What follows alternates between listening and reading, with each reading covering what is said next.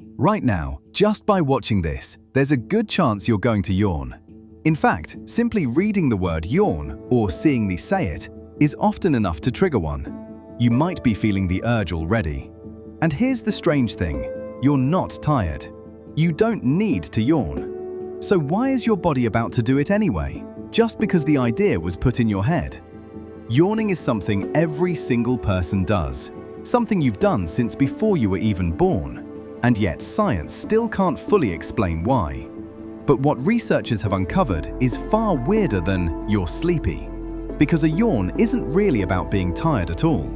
And the reason it spreads from person to person reveals something genuinely unsettling about how connected your brain is to everyone around you. So, in the next few minutes, we're going to answer 3 questions. Why do you yawn at all?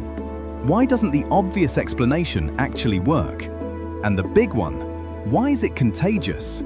Stay with me, because that last answer is the strangest, and it says something surprising about you specifically. Let's start by destroying the explanation you've probably believed your whole life.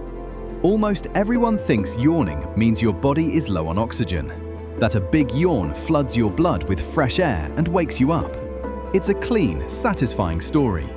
It's also wrong. Back in the 1980s, a researcher named Robert Provine actually tested this directly. If yawning were about oxygen, then giving people extra oxygen should reduce yawning, and giving them more carbon dioxide should increase it. So he had people breathe air with different concentrations of each. The result? It made no difference. People given pure oxygen yawned just as much. People with extra carbon dioxide didn't yawn more. The oxygen theory, the one almost everyone still repeats, simply collapsed. Yawning is not your body gasping for air, which leaves scientists with a genuinely awkward problem. One of the most universal things humans do, something we share with cats, dogs, birds, even fish, and we'd been confidently explaining it with a reason that turns out to be false. So if it's not about oxygen, what is it about? That's where it gets interesting. The leading modern theory is strange the first time you hear it. You yawn to cool down your brain. Your brain is an incredibly energy-hungry organ, and like any hard-working machine, it generates heat. It also works best within a narrow temperature range. If it runs even slightly too warm, performance drops. You get foggy, sluggish, less alert. And researchers like Andrew Gallup have gathered evidence that a yawn acts like a built-in cooling system. Think about the mechanics of a real yawn. You stretch your jaw wide, which increases blood flow around your skull. You take a deep inhale of cooler outside air. Together, this draws heat away from the brain and pulls in cooler blood, almost like a radiator kicking on. And the evidence is surprisingly specific. Studies have found people yawn less in winter and more when the surrounding air is warm, but only up to a point, because once the outside air is hotter than your body, a yawn can't cool anything, and yawning drops off. People also tend to yawn at moments when the brain most needs a reset. When you're waking up, when you're getting drowsy, when you're bored, all transitions where your alertness is shifting. A yawn may be your brain's way of snapping itself back to a sharper state. So that's the best current answer to why do you yawn? Not for oxygen, but to cool and reset the brain. Except this still leaves the single weirdest fact about yawning completely unexplained. Because none of this, not heat, not tiredness, not alertness, explains the thing you already know is true. You can catch a yawn from someone else. This is the part that should genuinely unsettle you if you stop and think about it. You can yawn simply because someone near you did. Not because you're tired, not because your brain is warm, purely because you witnessed it. Seeing a yawn, hearing a yawn, reading about a yawn, even thinking about it can force your body to perform a complex physical action you never decided to do. Stop and notice how bizarre that is. Something happens inside another person's body, and a copy of it appears inside yours without your permission. Your brain watched another human and silently obeyed. And it's weirdly specific about who it obeys.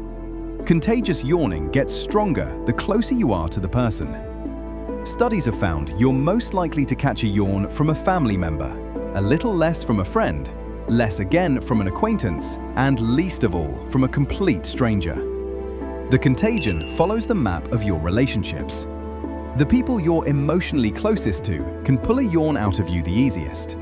A stranger on the train can barely do it at all. That is a very strange pattern for something that's supposedly just about a warm brain.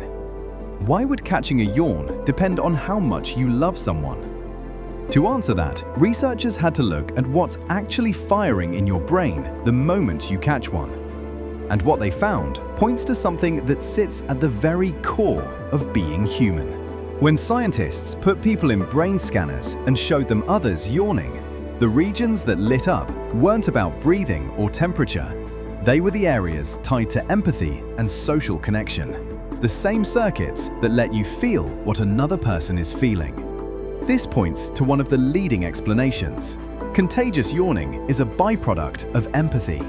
It may run on the brain's capacity for mirroring, the same deep wiring that makes you wince when you see someone stub their toe, or smile back when someone smiles at you. Your brain is constantly, automatically simulating the people around you, running quiet copies of their states inside your own head. A caught yawn may simply be the most visible proof of that hidden simulation breaking the surface. And here's the evidence that makes this genuinely compelling. Studies have found that people who score higher on measures of empathy tend to catch yawns more easily. And it works the other way too. Contagious yawning tends to be reduced in people who have more difficulty with social connection, and it's notably weaker in very young children, before the brain's empathy systems have fully developed. Children generally don't start catching yawns until around the age of 4, right as their ability to understand other minds is switching on. Now, I have to be honest with you here, because good science demands it. This empathy link is still debated. Some studies support it strongly, others have failed to replicate it, and researchers are still arguing about exactly how tight the connection really is. Yawning remains, even now, a partly unsolved mystery. But the picture that keeps emerging is striking. Your most contagious, most involuntary reflex may be quietly tied to your capacity to connect with other people. So let's go back to where we started. You yawn, most likely to cool and reset a brain that runs hot. An ancient piece of self-maintenance you share with creatures across the animal kingdom. But the reason a yawn jumps from one person to the next may be something far more human. A flicker of the invisible thread that ties your mind to the minds around you. Every time you catch a yawn, your brain is quietly admitting that it is not as separate from other people as it feels. It is watching them, copying them, syncing with them, beneath your awareness all day long. And a yawn is just the one moment that wiring becomes impossible to hide. So if you yawned while watching this, don't be embarrassed. It might just mean your brain is very, very good at the most important thing a human brain ever learned to do: to feel its way into someone else. And right now, that someone was me.